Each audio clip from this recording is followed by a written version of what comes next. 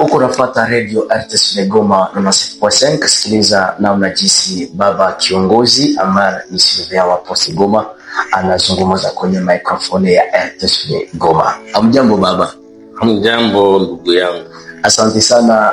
Tumesikia kwamba kuna kitu kabambe ambacho kimeandaliwa kwenye Poste Goma kwa date hii ya 5 juillet 2026. Sijui unaweza kuambia wachungaji na taifa yote katika mji wa Goma na kando kando.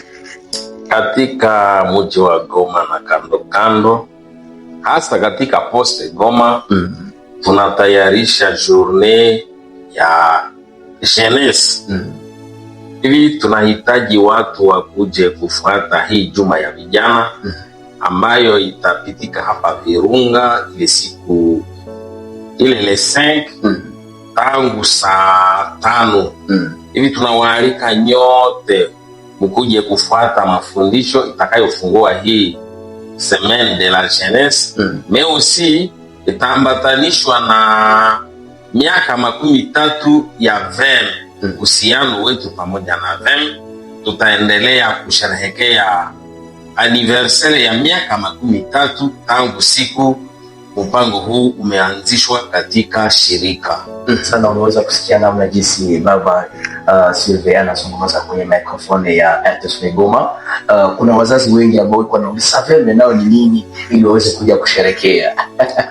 VEM ni uhusiano wa makanisa za CBK na makanisa zingine zinazokuwa Almai. Tunaendelea kufanya kazi ya Mungu pamoja nao. Hivi tangu siku tulipatana nao kwamba tutafanya kazi ya Mungu pamoja, kumekwisha kupita miaka 13. Ndiyo maana siku 5 ya mwezi wa 7 unaokuja kutakuwa 30th anniversaire ya ule uhusiano wetu na VEM.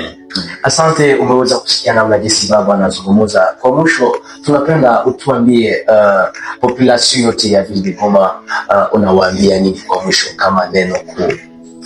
Tunahitaji waje wafate kongamano hii ambayo itakuwa katika kanisa la Virunga tangu saa 5, ambayo itaanza kwanza na defile kutoka Siniers mpaka hapa Virunga. Hivi sasa tutaingia kanisani kufuata mafundisho.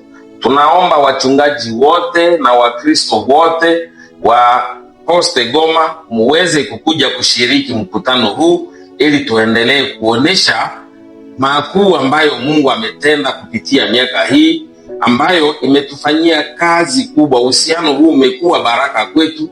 Tunapenda tuendelee kushukuru Mungu pamoja aliyeanzisha uhusiano huu ile siku ya le 5. Asante sana, umeweza kusikia namna jinsi baba anazungumza kwenye microphone ya 6.5. Tukujulisha kwamba ni representant legal ndiye ataweza kuwa mwalimu siku ile, alafu tuweze kujitahidi kwa kufika. Endelea kufuata radio yako 6.5 RTS Goma. Mungu akubariki. Asante baba. Asante baba.